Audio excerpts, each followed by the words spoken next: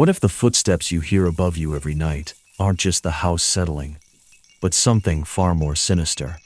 Welcome to Friday 13, where we don't just tell scary stories, we uncover true horrors that'll make you question every shadow. I'm Mark, and this isn't some made-up tale. This really happened to me, and it's why I can't sleep without the lights on. Stay with me, because what I saw in that attic, it's still up there, waiting in the dark. It all started with a sound. Something so small, you'd ignore it.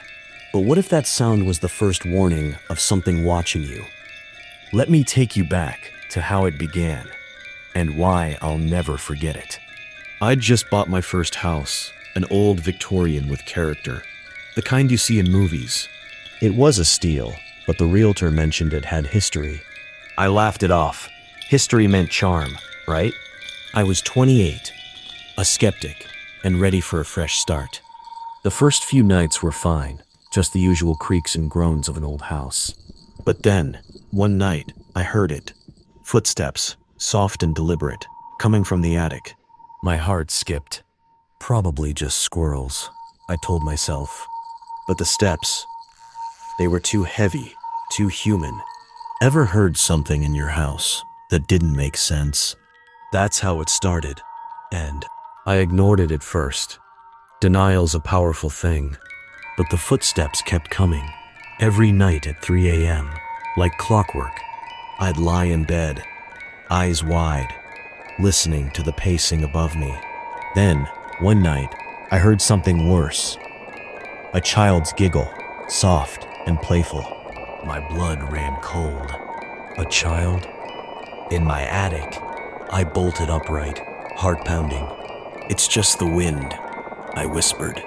But the air was still. Too still. I had to know. What was up there? I finally worked up the courage to check the attic. I pulled down the ladder, the hinges creaking like a scream. The air that rushed out was cold, unnaturally cold. I climbed up, flashlight trembling. The attic was cluttered. Old boxes, cobwebs, the smell of dust, and something else, something rotten. I swept the beam across the room, and that's when I saw it.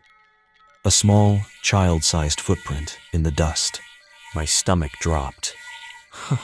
This can't be real, I muttered.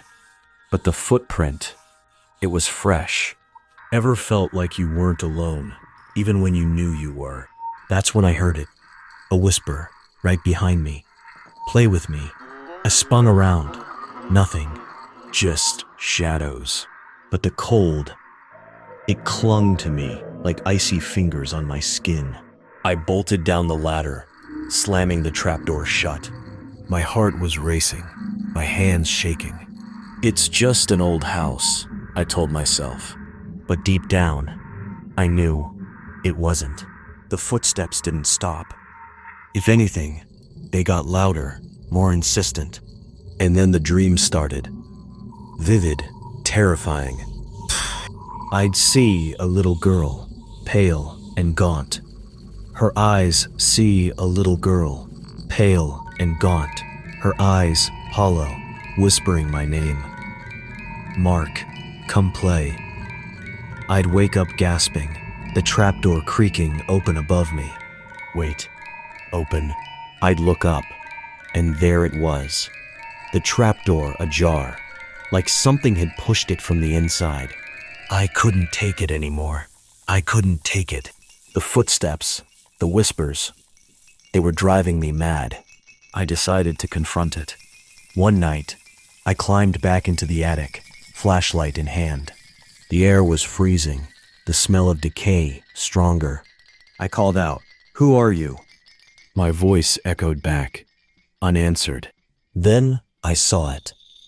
A small, tattered doll sitting in the corner, its eyes glinting in the dark. Its eyes glinting in the dark.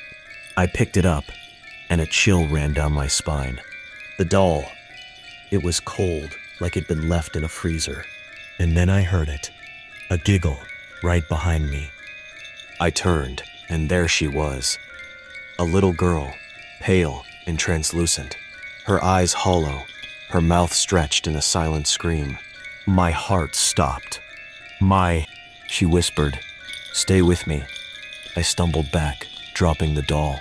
The girl vanished, but the cold, it stayed. I ran down the ladder, slamming the trapdoor shut. But the footsteps, they didn't stop.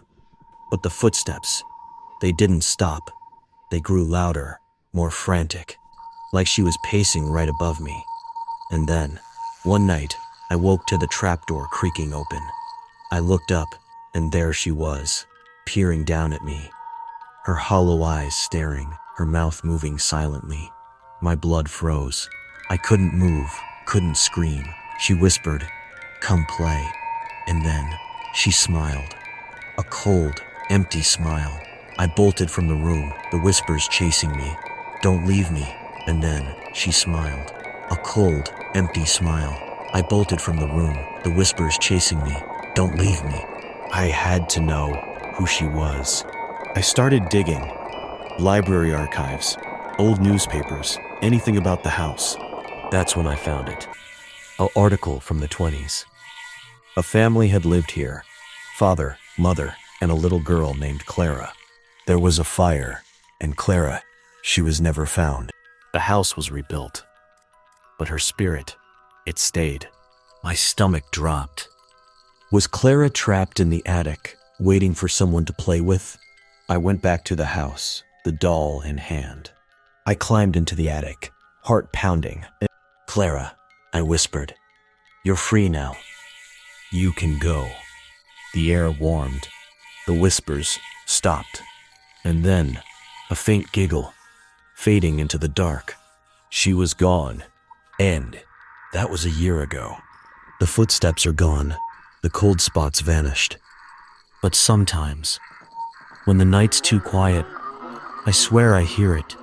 I swear I hear it. A faint giggle, a soft mark. This really happened, and it's why I can't sleep anymore. So, next time you hear a creak in your house, ask yourself, who's really up there? And will they let you leave? That's my story, true as the chill running down my spine. If it got under your skin, hit that like button and subscribe for more real horrors. Ever heard footsteps in your house or seen something in the dark? Drop it in the comments. You're not alone.